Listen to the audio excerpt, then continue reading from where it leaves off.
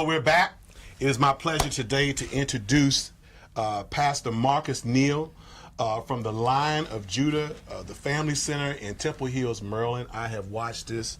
He's a young man. I have watched this young man preach on the Word Network. I did catch the episode, and I have watched you on YouTube videos. You are a fiery Pentecostal preacher, and it's a pleasure to have you on the show.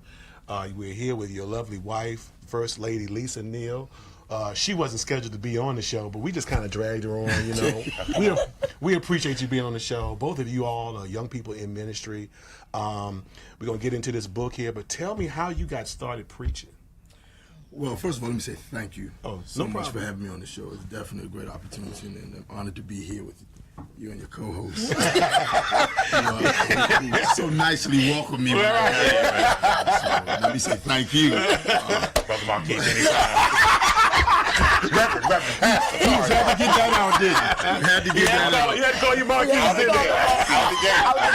Out the gate. But my dad pastors a church in Sea Pleasant. Okay. So he's coming up on 50 years. What's his name? David Neal. Okay. Apostle Neal. Neal. So he's coming up on 50 years of pastoring. And that's where I started. Mm-hmm. That's where I started. I preached my trial sermon at the age of 15 and was ordained an elder in the Bible Way movement at the age of 17 and started Judah at the age of 26. Did you always know that you were going to be a preacher? I didn't. The truth of the matter is, if I would have had this kind of height, I wouldn't have looked to be called or used by God because I've always loved basketball. So I wanted to pursue that field. But because I'm vertically challenged and don't have that kind of height, I kind of stayed in my lane, working close to my dad. What happened was my dad hit a place in ministry where he needed that support of men in the church for ministry. And so that's when I kind of really inserted myself and positioned myself to hear from God and to kind of put myself in a place to help my father. And then once I did that, God started to utilize me and started to open doors for me, started to speak to me. And then once I did hear the call of God, I went to my father and said, you know, I hear God calling me. And he gave me that opportunity. So your dad's been pastoring for almost 50 years? Almost 50 years. That's amazing. Yeah. In the same location. Does he still love it? Well, I can't answer that for him. Well, you can't answer that for him. We're going to have to have him. Yeah, you have to have him more than Apostle Neal, nice to meet you. Let's book your time. I can't answer that. Well, my grandfather pastored 2 churches for 52 years. Wow. And so I knew, you know, I watched him, you know, at least 4 or 5 times a year. It looked like he still enjoyed it. You know, he didn't feel like it was a burden. I'm sure it becomes burdensome, but the times I saw him, he still looked like he really enjoyed pastoring, you know, until he retired. Wow. But so you became a preacher at 15, was ordained at 17, started the church at 26. Yes, sir. So how long have you been pastoring now? 14 years. I was going to say 4 years. You just like you're 30. Yeah, man. Thank you. I appreciate it. Somebody's nice on this show. I thought you were in your 30s, man. I really did. No, actually, I just turned 40 last year. Oh, wonderful. December 10th last year, I just turned 40. Okay. You've been pastoring 14 years. So I know this is a tough question, but biggest challenge as a pastor? For me, the biggest challenge is just being honest with yourself. Being honest with yourself and where you are in ministry. Sometimes we can get caught up looking at other people, looking at what they're doing, and sometimes you may feel like you're not achieving anything, or you're not doing anything, or you may be behind. But that just might be what God has you at this season of your life. Comparison. Yeah. So you're comparing, you're looking, and you're saying, okay, why are they there and why am I not there? Why am I only here? You know. So I think for me, just answering that question, I think it's a thing of just being honest with yourself, understanding where you are, being comfortable in your lane, and always finding a way to evolve yourself, always finding a way to make yourself better at what you're doing. And so for me, I always think the biggest challenge for me is just always looking at me, just always trying to make sure I'm where I need to be, and I'm doing what I need to do, and I'm hearing from God. This may be an overlapping question, but if you had to talk to yourself now, 14 years ago, what would you tell yourself? You started the church, right? Yes, sir. So what would you tell your young self now, 14 years ago? Be patient. Be patient and be who I am. The problem that I had, speaking of me, the problem that I had, because I was just so blessed to be around so many great leaders. When I came out the gate, I found myself taking parts of everybody else. You know, and so I really wasn't Marques. I was a makeup of a whole bunch of preachers that I've been around, thinking that was going to cause me to be successful. Okay. So you grew into. I grew into myself. I grew into who I am, and I became comfortable with that. And so for me, if I could look back 14 years later and talk to myself all over again, I would just say, hey, man, just be patient. Be patient, take your time, always, you know, progress, learn, continue to be humble, surround yourself with people of influence that can really help you, and be comfortable with who you are. First Lady Neal. It's okay. Speaking to the mic right there. Right there. You said you were on my side. You have walked Right on this your walk left with side. him for 14 years. Yes, sir. How do you, as a First Lady, you probably heavily involved in ministry yourself, you're probably over a part of the ministry, how do you support him? What are the things that you do that other people may not know about to support him? It's not so much what I do at the church, it's what I do outside of the church. A lot of times we come to church and we see the pastor's wife, the first lady, the co-pastor, or whoever, and we say, oh my God, I want that position. But what they don't realize is there's a man outside of the pulpit, and that man needs more tending to than the man that's in the pulpit, because he takes home the church issues, he takes home the hurt, he takes home the situations, and you have to be the one to be the voice of reason. You have to be the voice of reason to say, you're going to go back on Wednesday, it's going to be okay. Because a lot of times if you don't have that support, because that's really what my role is support. If you don't have that support to say, it's going to be okay, don't worry about it, just keep going, keep moving, then if he doesn't have that at home, and you really can only say so much at the church because it's, oh, that's his wife, she's supposed to say that, forgetting I'm a member also. I'm not just his wife, I'm a member just like you are, because I'm under his leadership just as you are.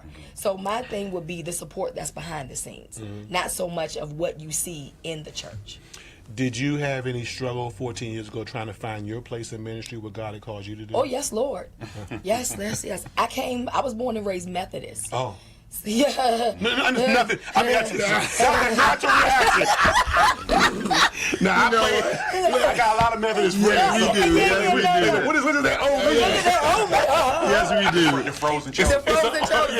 yes. Oh, in the spirit. Oh, in the spirit. So it was a huge transition coming from Methodist to Pentecostal apostolic. Absolutely. So it was a thing of you're used to sitting and listening and observing to now having to partake, having to participate. And I just wasn't used to that. And then even though I was in church wasn't in me. So I had to learn church mentality because all I had was street mentality. You do me wrong, I do you wrong. And I had to, but people could tell me the right thing to do, but it honestly took God to pour all of that stuff out of me. Can you help? I'm gonna need you to help me with that. Okay. Because I still, I'm saved and saved a long time, but I find myself waiting in your house when you get there. So I need. I got a little scared when you said you do me wrong. Your eyes got a little flash when you said you do me wrong. Do you wrong? Yeah, you do me wrong, I do you wrong. No, so what I did, yes, he does. No, what I honestly, my honest prayer was, because I knew that I had the ability to tear the ministry apart. I did. Wow. Because as they would come in, if God didn't humble me and fix me, I don't care how much he preached, how good it was, how people were saying I was delivered and set free, it would be me that would run them out. So my earnest prayer was, God, everything that's not like you, take it out. My anger, my frustration, you do me wrong, I'm gonna get you back. I had to honestly pray and ask God, I need you to take all of that away from me so that I can be the best me for him. Getting back to Pastor Marques, talk about this book here. He called you Marques. I'm sorry, Pastor Marques. I'm so sorry. That was natural too. I trust it. You know how I let it slide because I knew that spirit rubbed off on you. I'm sorry, church family. I love y'all. I knew that spirit rubbed off on I'll you. come and do a free workshop. Yeah, you will. Yes. Pastor Marques, talk about this book you wrote. Well, the name of the book is How to Make the Ships Work, Friendships and Relationships, Tools for a Successful Journey. Yes. When I wrote the book because we had a couple in the ministry at the time that was going through in the marriage. And I really wanted to give some things to help them, but I really didn't want to always pull from the Bible. A lot of times we give people a lot of word, but we don't give them life. Yes. Practical application. Yes. Yeah, Jesus never said that I come that you may have church. He said I come that you have life, and have it more abundantly. And so when I wrote the book, I wrote it to help a couple that was going through, and it's just really been a blessing since then. So it has a lot. It has a mixture of three things. It has biblical principles, it has research information, and it has personal testimonies of me and my wife of what we went through in our marriage. Of one time being homeless, we were doing ministry, but we hit a place of being homeless. We had $1 million property in Waldorf that we was using as a church, in a school, and it just didn't work out. And when I tell you we did everything humanly possible to hold on to that property, it just didn't work. And we went 2 years of being homeless, sleeping in a Super 8 hotel out in Waldorf. Yes. Some nights when we couldn't afford that, we slept in my Expedition truck, and we had 5 kids. Wow. Yes. Yeah. Yes. And we kept doing all of that while doing ministry. Still doing ministry. Wow. Yeah. That's And so I wrote the book to really help people to, even in the midst of learning how to take your worst times and make them your best times. Yes. And it was amazing how while we were going through that, when our kids used to always, when we were in the hotel, they would always sleep together. It was only 2 beds, and so 4 kids are sleeping literally on top of On each top other. of each other. And it was so amazing, man. And this goes back to God. I'm not going to try to get spiritual. The power of unity and just coming together. That when we got a house and we moved into a house, our kids had their own rooms. We would go to wake them up. They would all go in the rooms, in their separate rooms at night, and go to bed. When we would go wake them up for school, they would all be in the same room, back in the bed together. Yeah. That's right. Yeah. And it's amazing, man, to see that. So the book, in my personal opinion, I think it's a good tool. It's not so much of a book. It's like a guideline that you can always go back and read and look over to help you in certain areas. Like one chapter of the book, we talk about proper preparation. You know, a lot of times we get into things that we're not ready for. We haven't prepared ourselves for it. You know, we ask for a husband, but you don't want to cook. Yes. You know, Yes. Say it again. I felt the Lord on that. You didn't feel the Lord. You didn't feel the Lord on that. you know. So we talk about proper preparation. We talk about can't. your choice determines your treatment. You can't get mad at something you pick. You chose This was that. your choice. You picked this. So now you mad at something you picked. Your choice determines your treatment. And then one of the chapters we talk about in the book is that love is a lifestyle. It's not a language. It's not what you say. It's what you do. And a lot of times we've made love a language when love is a lifestyle. And so all of this kind of is in the book. That's the reserves right there.